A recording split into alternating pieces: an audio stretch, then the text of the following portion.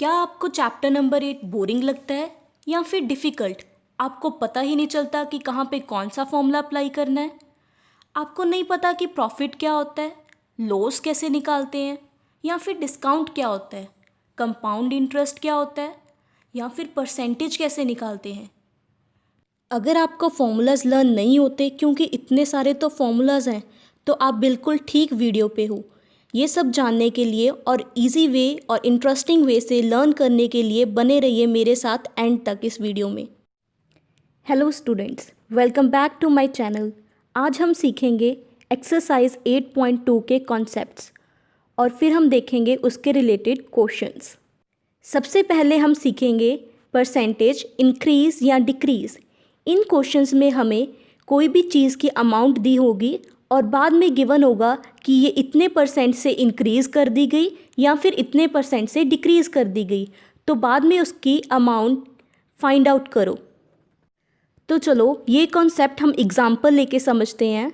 For example, अगर मैं कहूँ कि आपकी पॉकेट मनी है ₹200 पर मंथ और आपके पापा ने आपको बोला कि नेक्स्ट मंथ से ये आपकी पॉकेट मनी हो जाएगी 20% इंक्रीज़, तो आपको नेक्स्ट मंथ कितनी पॉकेट मनी मिलेगी, ये हम कैसे फाइंड आउट करेंगे।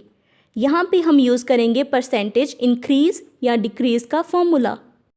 अभी हमें क्वेश्चन पढ़ के पता चल गया है कि हमारी पॉकेट मनी क्या हो रही है, इंक्रीज़। तो हम कौन सा फॉर्मूला यूज़ करेंगे, परसेंटेज इंक्रीज़ वाला।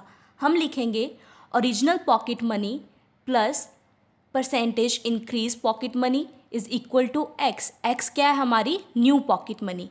ओरिजिनल पॉकेट मनी कितनी है, 200। परसेंटेज इंक्रीज़ कितनी हुई है, 20%।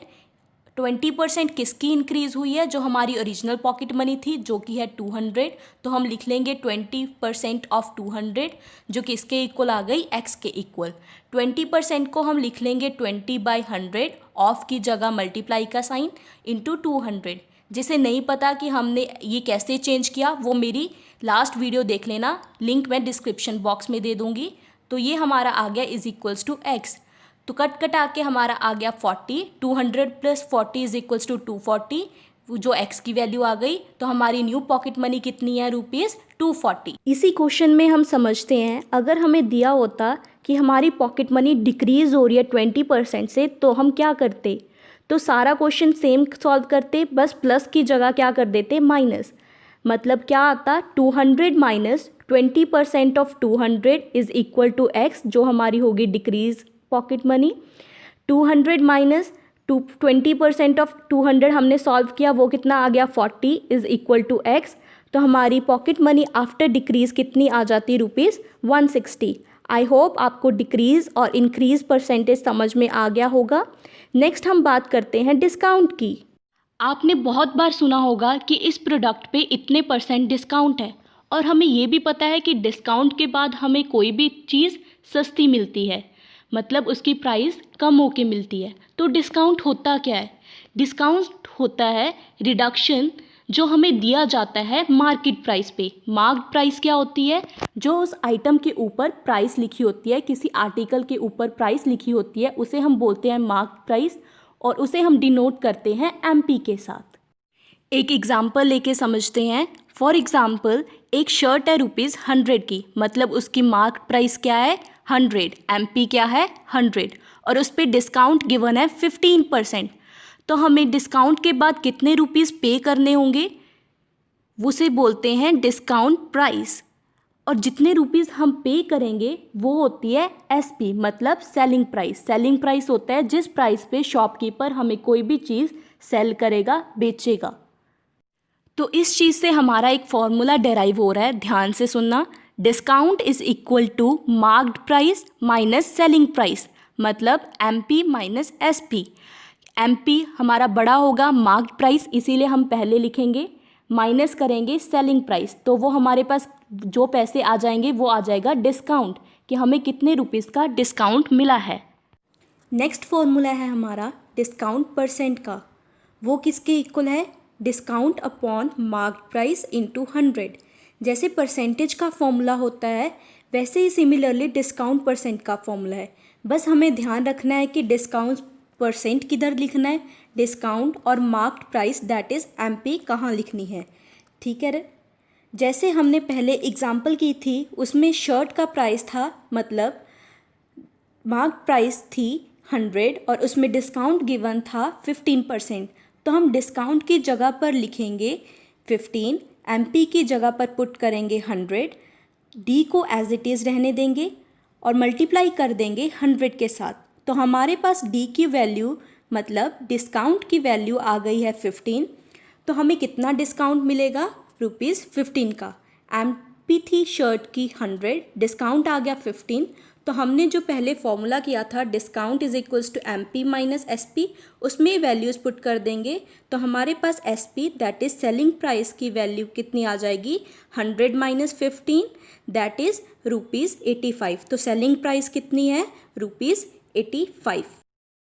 तो अब समझते हैं कि प्रॉफिट और लॉस क्या होता है। इससे पहले हमें पता होना चाहिए कि CP क्या होता है। CP होता है कॉस्ट प्राइस। एक एग्जांपल से समझते हैं। लेट एक शॉपकीपर है, उसने हमें एक वॉच है वो सेल की है ₹100 की, लेकिन उसने खुद कितने रुपीज़ की वो वॉच खरीदी है पीछे से, वो होती है उसकी कॉस्ट प्राइस। फॉर एग्ज़ाम्पल उसने खुद ने वॉच खरीदी है ₹50 की, तो CP कितना है? ₹50। फर्दर हमारे पास दो केसेस बनेंगे। फर्स्ट केस में CP is less than SP and second case में CP is greater than SP। चलो एग्जाम्पल लेके समझते हैं। केस 1 में अगर शॉपकीपर ने हमें सेल किया वॉच ₹100 में, मतलब 100 क्या है? SP, और CP कितनी है? 50, क्योंकि उसने खुद ने वॉच खरीदी है ₹50 में। तो उसे कितने का प्रॉफिट हुआ? उसे प्रॉफिट हुआ ₹50 का। कैसे निकालेंगे? Profit is equals to SP minus CP। तो हमारा उसको प्रॉफिट हो गया है ₹50 का। सेकेंड केस में देखते हैं, कॉस्ट प्राइस है ₹50 और सेलिंग प्राइस है ₹40। तो शॉपकीपर ने हमें कम प्राइस पे सेल की है वॉच, तो शॉपकीपर को क्या होगा? लॉस। कितने का लॉस होगा? ₹10 का। वो कैसे निकालेंगे? CP माइनस SP करके। तो अब फॉर्मूला कैसे लर्न करेंगे? प्रॉफिट कब हुआ? जब SP ज़्यादा है CP से, मतलब SP minus CP is equals to profit. और लॉस कब हुआ था? जब कॉस्ट प्राइस ज़्यादा है SP से, मतलब उसने वॉच खरीदी थी ₹50 की और हमें बेची है ₹40 की, तो कॉस्ट प्राइस बढ़ी है, तो लॉस का फॉर्मूला क्या आ जाएगा? CP minus SP। तो अगर अब हमें प्रॉफिट परसेंट और लॉस परसेंट निकालना हुआ, वो उसका फॉर्मूला क्या होगा? प्रॉफिट परसेंट होगा प्रॉफिट अपॉन CP इंटू 100 और लॉस परसेंट होगा लॉस अपॉन CP इंटू 100। एक बात का ध्यान रखना, जब प्रॉफिट परसेंट और लॉस परसेंट का फॉर्मूला लिख रहे हो तो नीचे डिनोमिनेटर में CP आएगा, और जब डिस्काउंट परसेंट का फॉर्मूला लिख रहे हो तो डिनोमिनेटर में MP आ रहा है।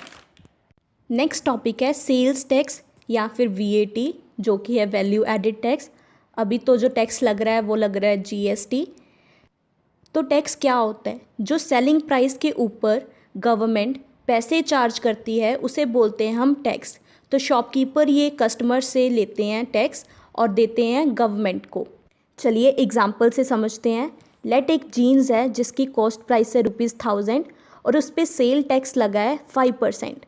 तो हम इसको ऐसे लिख सकते हैं कि ₹100 की चीज़ पे ₹5 का टैक्स लगेगा। 5% को अगर 100 में निकालेंगे तो ₹5 आएगा। तो ₹1 की चीज़ पे कितने रुपीज़ का टैक्स लगेगा? ₹5 बाई ₹100 का। तो ₹1000 की जीन पे कितना टैक्स लगेगा? 5/100 इंटू 1000। कट करके हमारे पास आ गया ₹50, मतलब ₹1000 की जीन पे टैक्स कितना लगा? ₹50 का। तो हम दोनों को ऐड करके कितना शॉपकीपर को पे करेंगे, मतलब सेलिंग प्राइस कितनी होगी, बिल अमाउंट कितनी होगी? 1050 रुपीज़। आई होप कि आपको सारे कॉन्सेप्ट्स क्लियर हो गए होंगे। वीडियो को लाइक, शेयर और चैनल को सब्सक्राइब करना मत भूलना and hit that bell icon, ताकि मेरी आने वाली हर वीडियो की नोटिफिकेशन आपको सबसे पहले मिल जाए।